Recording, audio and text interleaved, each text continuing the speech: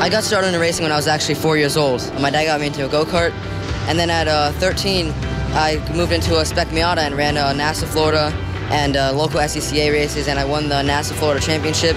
When I turned 15, started doing pro racing and World Challenge, and not looking back. Mazda Speed, they support the cars really well.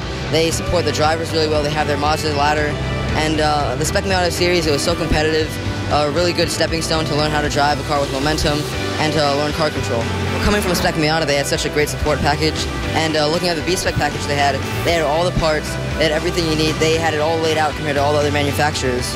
We got the parts right when we got the car. It was easy to do, and they have all the parts for whenever we need it. If we have an issue with the car, we can get the parts the next day, and so far they've run pretty good against the other cars. We have a little better handling and some good torque in the lower end.